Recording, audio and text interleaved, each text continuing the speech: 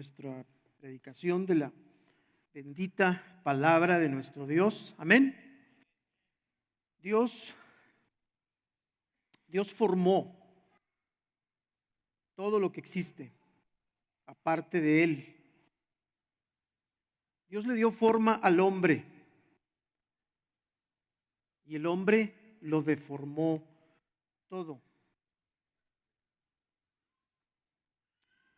En Cristo Jesús, Dios está reformándonos a nosotros y también todo lo que existe.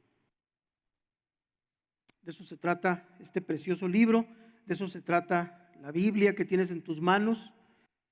Por cierto, si no tienes una Biblia, allá atrás debe haber en aquella mesa, no las veo, pero creo que hay algunas ahí Biblias, para que veas no las ideas de la persona que predica, no su forma de hablar,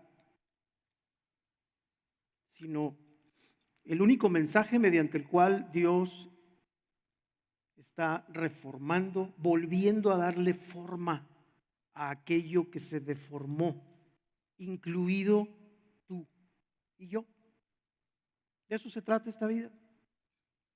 Esta vida en Cristo Jesús, esta vida viviendo para Jesús, se vive siendo continuamente reformado, transformado.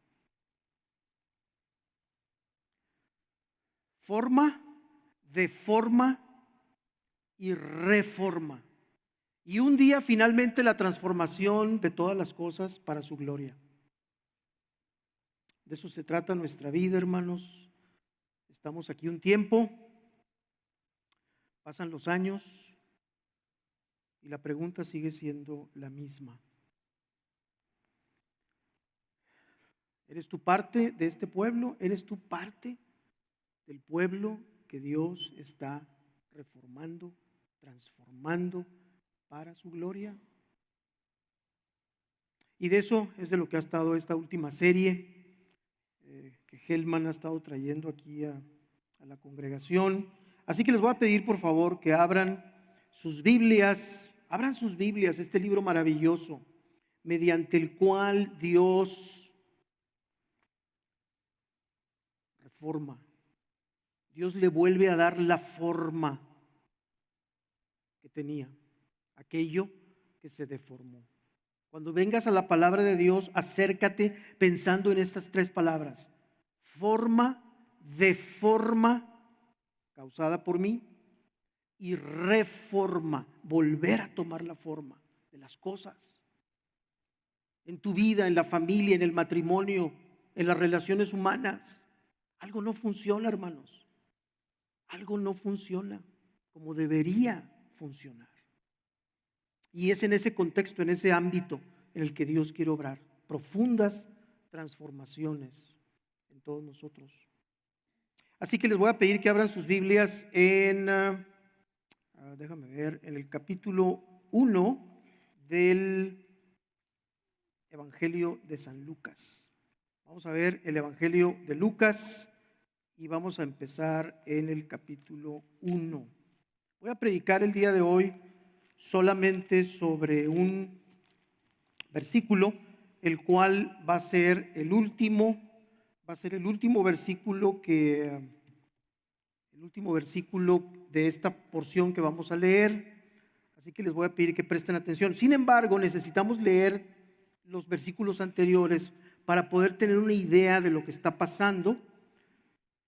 Acuérdense que la Biblia es una narración, es la narración de Dios de acontecimientos, hechos, cosas que sucedieron, que nosotros no tenemos permitido interpretar por nosotros mismos, sino que Él es el que nos da la interpretación de las Escrituras. La Biblia se interpreta a sí misma. Este es un principio fundamental para tu lectura bíblica. No necesita ayuda de nadie. Nosotros necesitamos la ayuda del Espíritu Santo para poder interpretarla correctamente. Lucas capítulo 1, y voy a leer desde el versículo 5 hasta el 17, que es el que voy a predicar. Hubo en los días de Herodes, rey de Judea, cierto sacerdote llamado Zacarías, del grupo de Abías, que tenía por mujer a una de las hijas de Aarón que se llamaba Elisabet.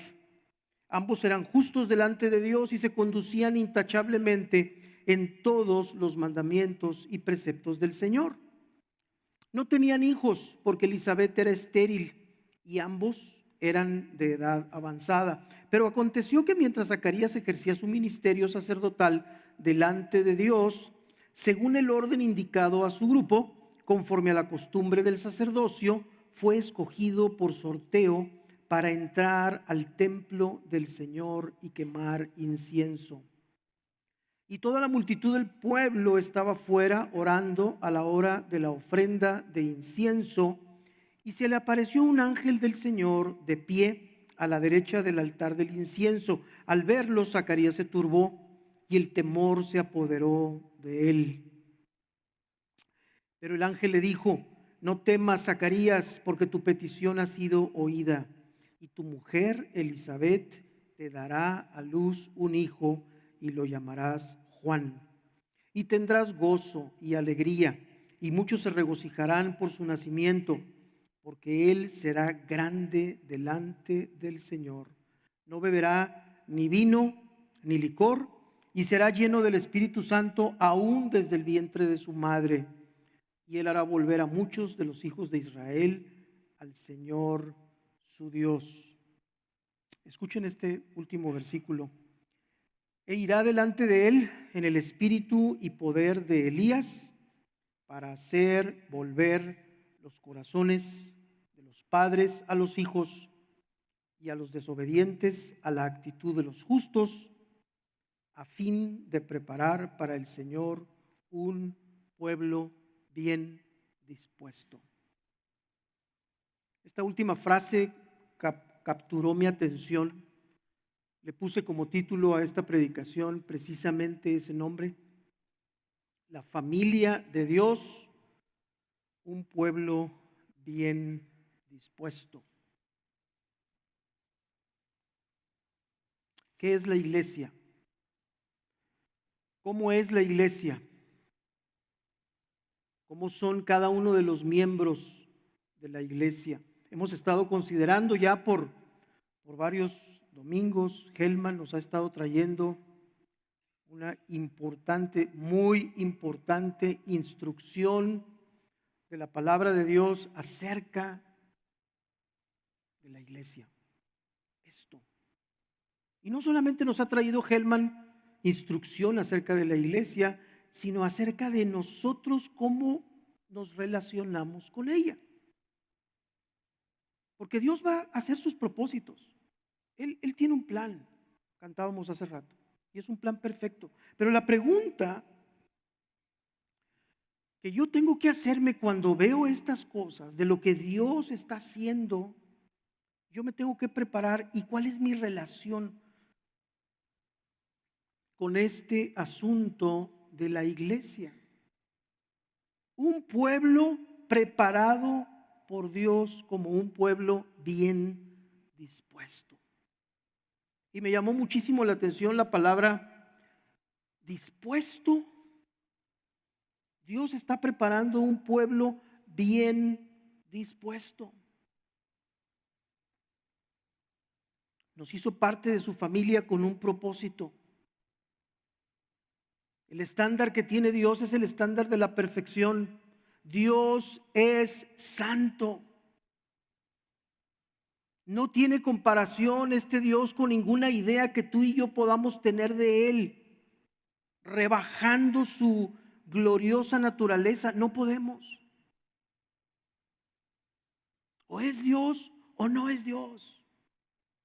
O es el Dios creador del universo que formó el cielo y la tierra y que te formó a ti también. Y que tiene un plan para restablecer la forma original de todas las cosas, incluido tú. ¿O no es? Y es un Dios hecho a tu imagen y a tu propia semejanza.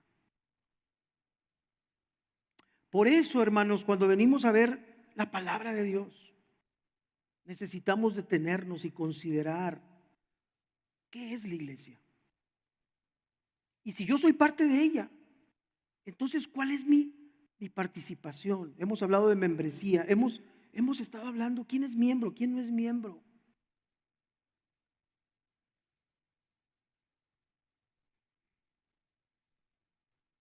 Un pueblo bien dispuesto. Dios te pide que tú dispongas tu corazón, que dispongas tu corazón a Él. Les voy a pedir que vayan en sus Biblias al libro de Job. Job, en el capítulo 11, y vamos a ver el versículo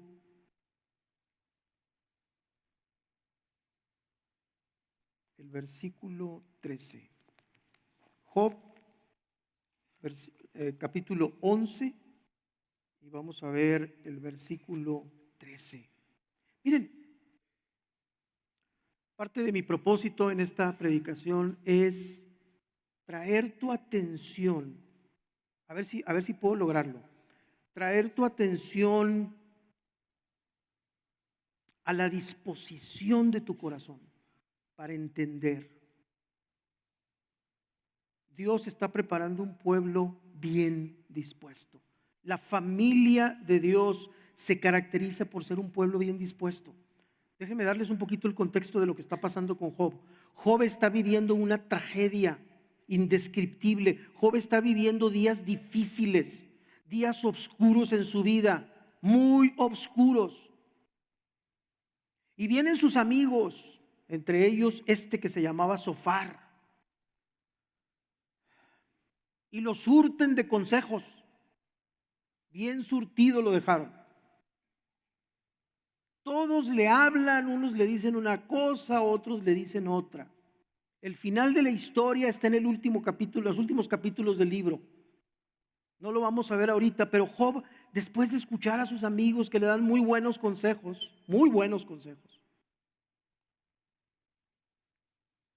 no fue sino hasta que Job viene delante de la presencia de Dios y se postra ante Él, disponiendo su corazón. Ahora, déjenme decirles una cosa, los consejos de los amigos de Job no eran malos. Ahorita vamos a ver uno muy bueno que tenemos que atender nosotros. Dice el versículo 13, si dispones bien tu corazón, algunas Biblias dicen si diriges bien tu corazón y extiendes a él tu mano, si en tu mano hay iniquidad y la alejas de ti y no permites que la maldad more en tus tiendas, entonces ciertamente levantarás tu rostro sin mancha, estarás firme y no temerás. ¿No se han fijado ustedes la facilidad con la que los amigos a veces nos dan consejos? Es fácil dar consejos. No, pues es que deberías de hacer esto y deberías hacerlo. No, pues yo que tú. Este no es un mal consejo. Zofar le está diciendo a Job, Job, si hay maldad en tu vida, si el pecado reina en tu corazón, aléjate de él. Déjalo. Es cierto.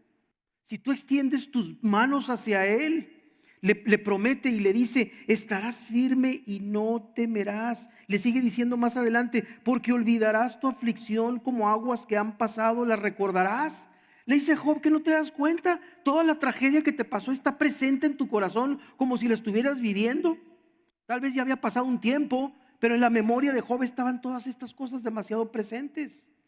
Y sus amigos le están diciendo, Job, si tú vives en santidad, si tú lo extiendes tus manos a él, vas a pensar en tus tragedias como cosas del pasado. ¿No te gustaría eso, Job? Ahora, el consejo está claro.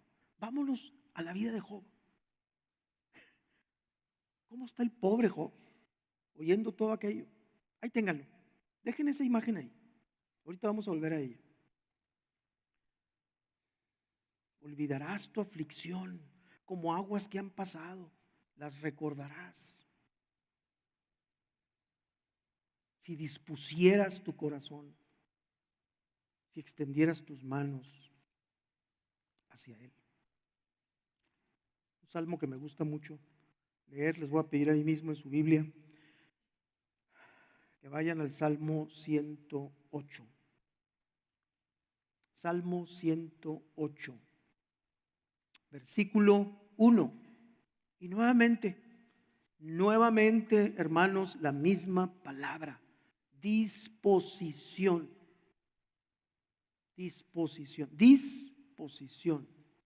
posicionar, colocar algo en el lugar que tiene que tener para cumplir un propósito. Dice el Salmo 108:1, mi corazón está dispuesto, oh Dios, cantaré y entonaré salmos, alabanzas, dicen algunas Biblias, aún con mi alma, cantaré alabanzas con mi alma. Despertad arpa y lira, a la aurora despertaré. Mi corazón está dispuesto. Déjame hacerte una pregunta. ¿Dispones tú tu corazón hacia Él para alabarle y para bendecirle en los días difíciles, en los momentos oscuros? El otro día platicaba con una persona y me platicaba cómo estaba pasando por una situación difícil, dudas, problemas. Y me gocé mucho porque me decía, no te imaginas cómo estoy encontrando el consuelo de mi Dios, disponiendo mi corazón a buscarlo en su palabra.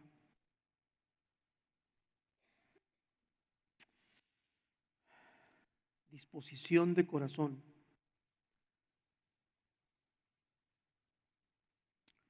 ¿Quién está dispuesto? ¿Quién está dispuesto?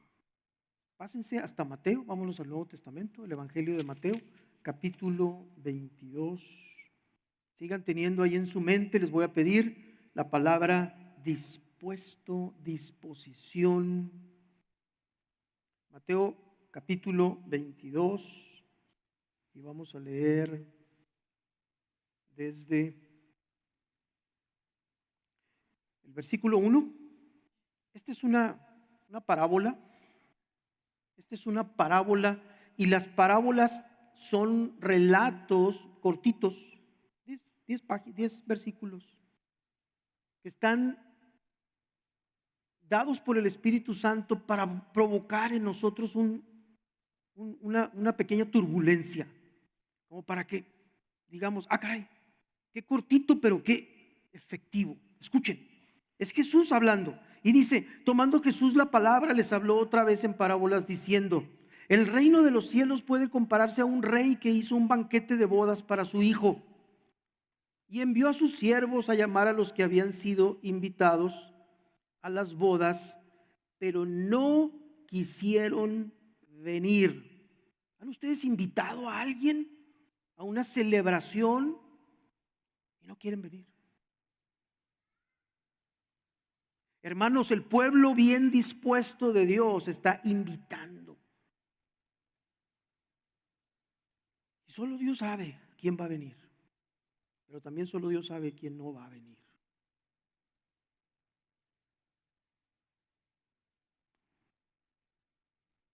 Pero el rey está invitando, permanentemente está invitando, no para de invitar, de buscar a sus amigos.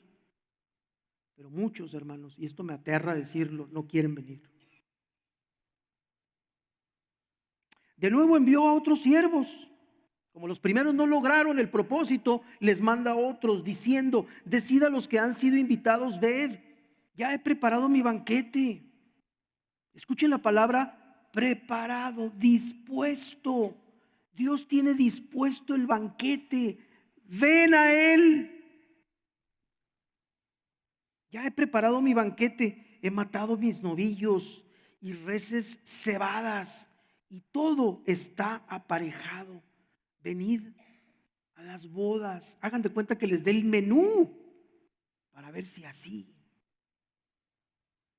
Si a ti te presentan el menú de una cena, de un banquete real con el rey de la tierra, que te invita y te dice, ven, tengo un banquete preparado y hay unas reses cebadas y hay novillos que ya los maté, los tengo preparados para ti, pero no me buscas.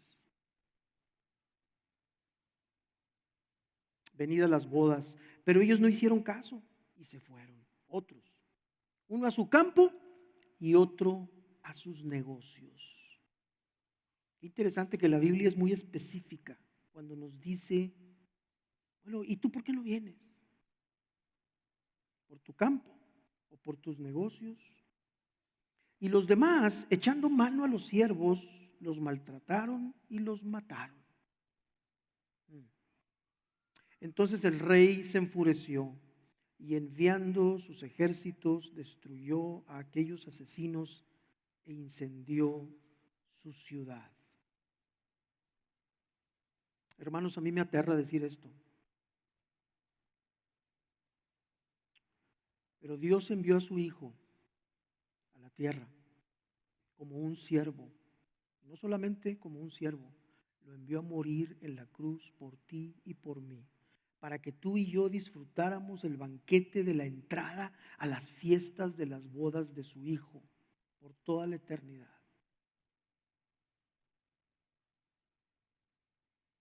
Pero la segunda vez, cuando viene como juez de toda la tierra. Hermanos, se los digo temblando.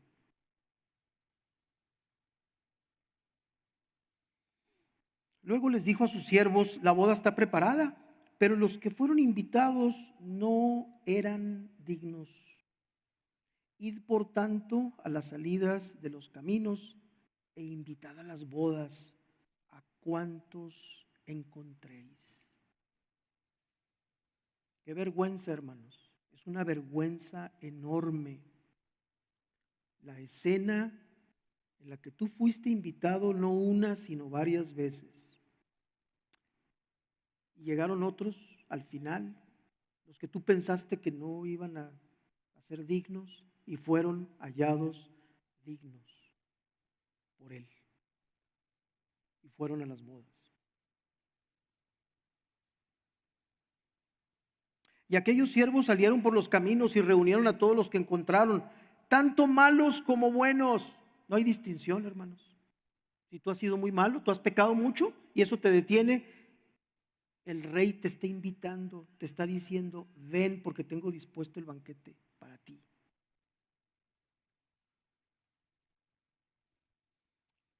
Y el salón de bodas se llenó de comensales.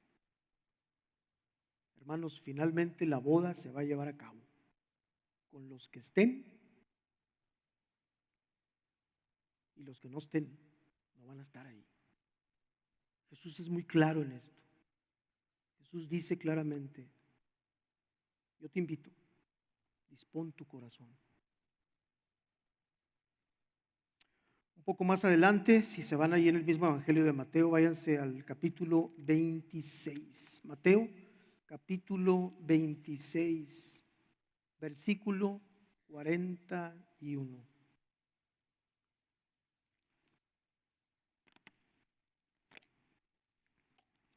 Mateo 26, versículo 41. Jesús está orando a su Padre. Jesús está clamando al cielo antes de morir, está en Getsemaní, está orando, está disponiendo su corazón. Vienen cosas terribles a su vida, pero Jesús había dispuesto su corazón. Dice un poco antes, en el 39, y adelantándose un poco, cayó sobre su rostro, orando y diciendo, Padre mío, si es posible que pase de mí esta copa, pero no sea como yo quiero, sino como tú quieras. Vino entonces a los discípulos y los halló durmiendo, y le dijo a Pedro, ¿con que no pudisteis velar una hora conmigo? Y luego estas palabras en el 41, velad y orad para que no entréis en tentación. El espíritu está dispuesto, pero la carne es débil. Velad y orad para que no entréis en tentación. El espíritu está dispuesto, pero la carne es débil. Estás orando, de veras, de veras, de veras estás orando. O estás cumpliendo. Helman nos decía la semana pasada algo muy interesante acerca de la gente que viene, que vamos a la iglesia. Y Helman nos ponía enfrente la posibilidad terrible también de estar viniendo a la iglesia a cumplir con Dios. Se me quedó muy grabada esa frase de Helman que dijo: muchos vienen a la iglesia a cumplir con Dios el domingo para que les vaya bien toda la semana, en sus campos y eso lo dijo Helman, en sus campos y en sus negocios. Hermanos, esa no es la religión de Dios, esa es la religión del hombre. ¿Saben por qué? Porque no lo estamos buscando a Él, ni queremos estar en sus bodas. Nos interesa lo que nos interesa a nosotros y sabemos que el único que nos lo puede dar es Él. Pero no venimos a Él por Él, venimos a Él por las cosas que solamente Él nos puede dar. Y esa religión, hermanos, no es bíblica, no es del Dios creador de todas las cosas.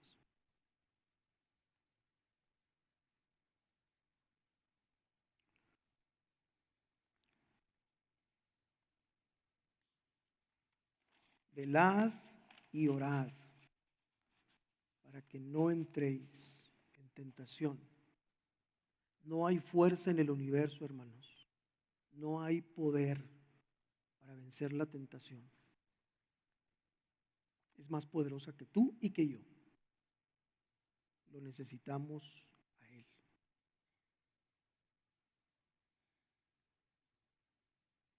El apóstol Pablo, en 2 de Timoteo, les voy a pedir que vayan conmigo a 2 de Timoteo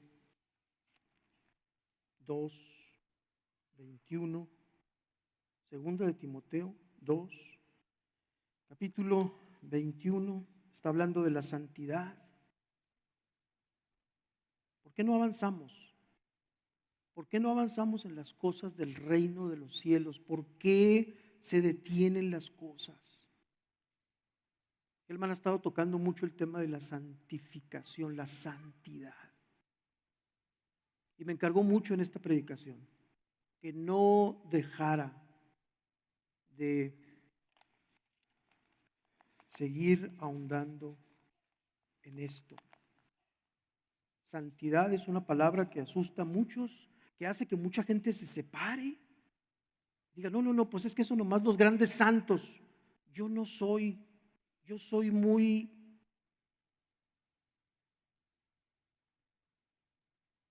Hermanos, el pueblo bien dispuesto, la familia de Dios, es una familia que busca santidad en sus vidas, cada quien.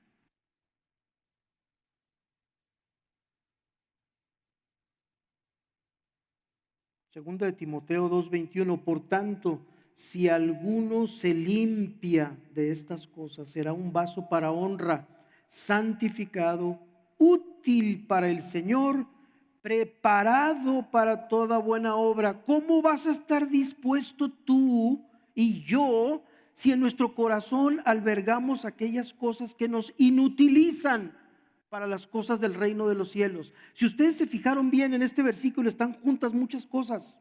Si alguno se limpia de estas cosas, será un vaso para honra, santificado y útil. Útil, santificado. Santificado, útil, dispuesto. Dispuesto, útil, santificado. Están las tres cosas de la mano. Tú no te puedes limpiar de eso. Tú no te lo puedes quitar por ti solo. Tú necesitas disponer tu corazón y venir a buscarlo a Él.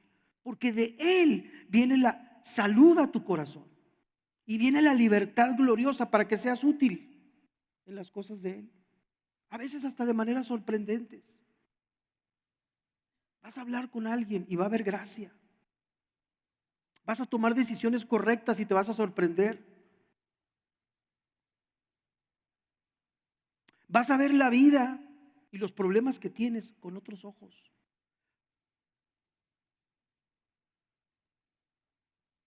Porque te has limpiado de estas cosas para que puedas ser santificado, útil al Señor, preparado para toda buena obra.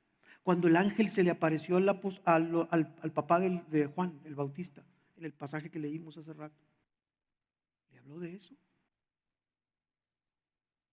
Le dijo, el hijo que vas a tener va a preparar para el Señor un pueblo bien dispuesto. La familia de Dios es un pueblo bien dispuesto. Me encanta venir a Guana cuando veo la manera como los niños se aprenden. Segunda de Timoteo 2:15. Segunda de Timoteo 2:15. Procura con diligencia presentarte ante Dios aprobado, como obrero que no tiene de qué avergonzarse, que maneja con precisión la palabra de verdad. Obrero aprobado. Obrero que no se avergüenza de nada, porque maneja con precisión la palabra de verdad. ¿Eres miembro de la familia de Dios? Por los méritos de Cristo. ¿Eres parte de la familia de Dios? ¿Está dispuesto tu corazón a venir delante de Él? Me puse a buscar, porque esta palabra simplemente como que me capturó mucho mi atención estos días que me estaba preparando. La palabra dispuesto. Un pueblo bien dispuesto. Bueno, ¿y qué quiere decir la palabra disposición en la Biblia? Bíblicamente hablando, consulté un diccionario bíblico que ve los significados de las palabras no desde el punto de vista del lenguaje en general, sino del lenguaje que la Biblia usa. Y escuchen lo que encontré. Escuchen lo que encontré sobre lo que es un corazón dispuesto. Dice, es la actitud de un creyente que coloca su corazón listo para toda buena obra. Y luego le agrega esto, al apartarse para Dios de todo aquello que pueda estorbarle en su testimonio y contaminarle doctrinal y moralmente. Diccionario bíblico. A veces leemos las palabras muy aprisa. Un pueblo bien dispuesto. Un pueblo bien dispuesto. Pues un pueblo bien dispuesto. Un pueblo bien puesto. No. Un pueblo bien dispuesto. No perfectos. Nadie es perfecto, hermanos. No te estoy pidiendo perfección. Dios sabe lo que somos y con qué batallamos. Todos batallamos con cosas. Pero lo que sí es incuestionable es que tengas un corazón dispuesto a venir delante de Él, para que Él te aparte con el poder de su Espíritu Santo de todo aquello que pueda estorbarte en tu testimonio y contaminarte doctrinal y moralmente. Dispuesto, disposición. Eso te pide el Señor. Que te dispongas, que te coloques en la posición correcta. Dicen que las antenotas estas que están aquí en Nuevo México, yo nunca he ido, tienen que estar perfectamente colocadas para poder, andan buscando allá las ondas del cielo. Si estuvieran boca abajo las antenotas esas así para abajo, no captarían nada. Y así andamos tú y yo a veces como creyentes. No estamos dispuestos para ver cómo las acomodamos para que capturen la señal que viene. Velad y orad para que no entréis en tentación. ¿Cómo quieres andar bien? ¿Cómo quieres que tu mente, tu corazón funcionen adecuadamente para las cosas del reino de los cielos? Si estás como las antenas así volteando más interesado en que le lleguen las ondas de otro lado, ¿no? Música, televisión, entretenimiento, medios de comunicación, gente, poco tiempo para, voy a orar para cumplir y que me vaya bien la semana. Y colocamos la antenita hace un ratito, ¿no? Y lo ¡pum! Otra vez. Hermanos, el pueblo de Dios es un pueblo que dispone el corazón, que llora delante de Dios, pero que está atento a la voz, que está atento a lo que Él quiere mostrar.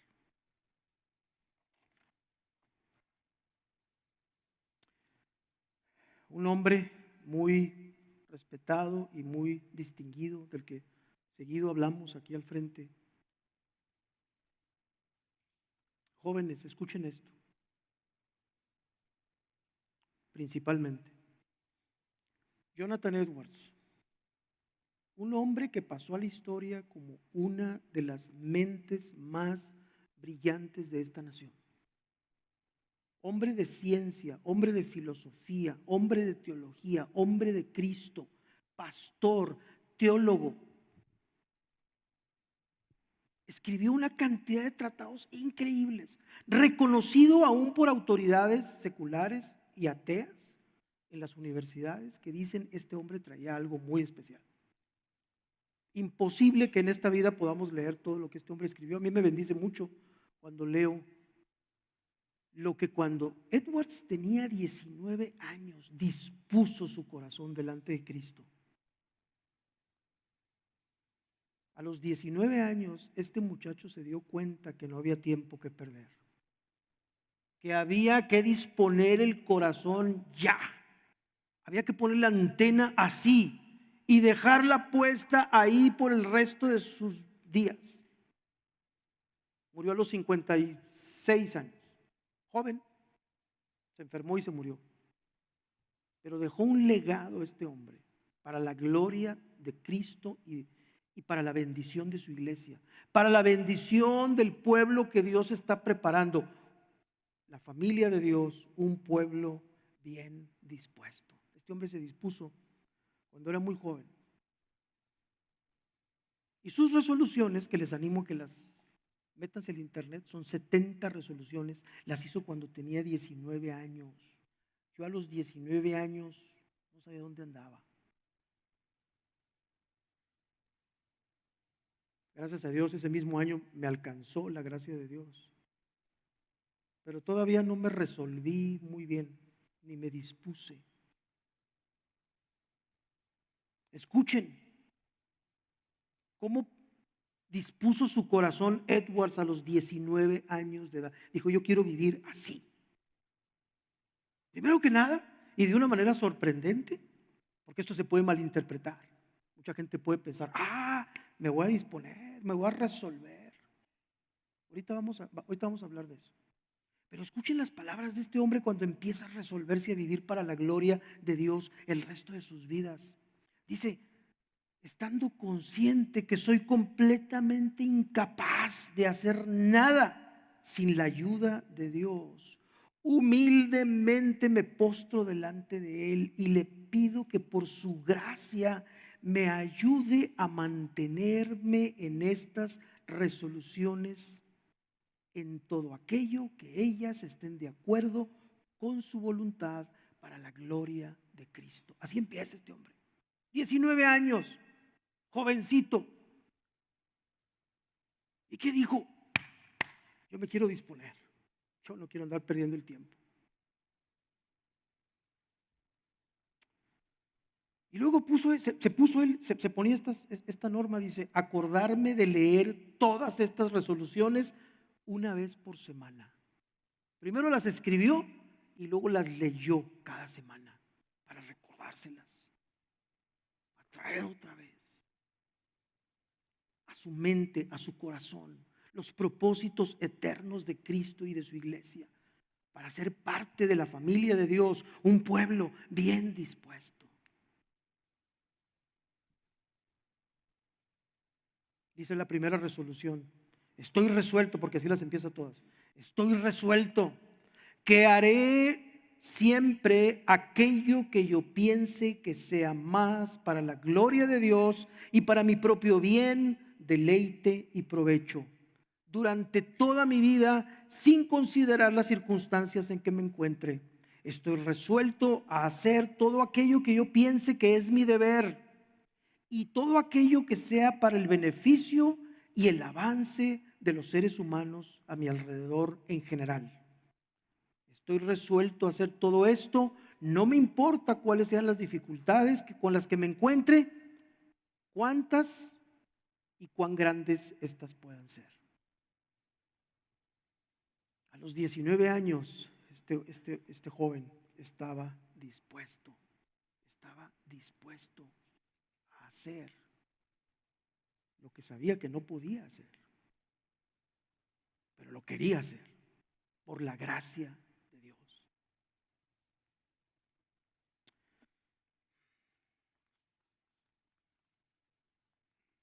Quiero terminar, hermanos, este mensaje con una cita que está en Hebreos capítulo 12. Quiero que se pasen por favor al capítulo 12 de Hebreos y vamos a leer desde el versículo número 1. 4 versículos.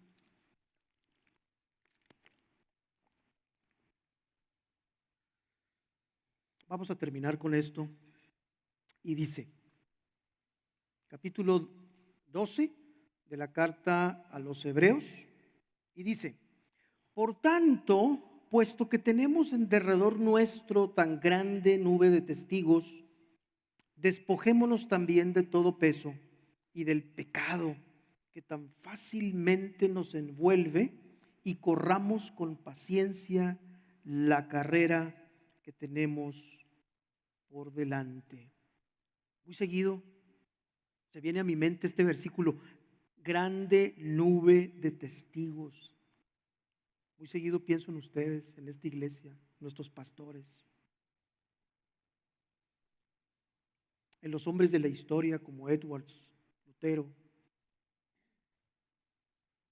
Agustín, Calvino, todos estos hombres y muchos otros más. Ustedes mismos son testigos,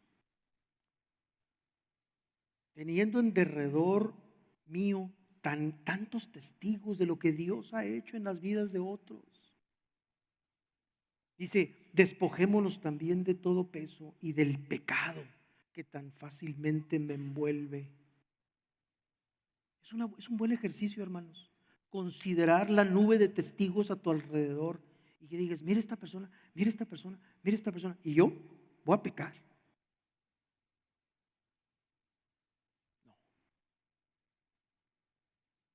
Y corramos con paciencia la carrera que tenemos por delante. Puestos los ojos en Jesús, el autor y consumador de la fe, quien por el gozo puesto delante de él soportó la cruz, menospreciando la vergüenza, y se ha sentado a la diestra del trono de Dios. Considerad pues a aquel que soportó tal hostilidad de los pecadores contra sí mismo, para que no os canséis ni os desaniméis en vuestro corazón.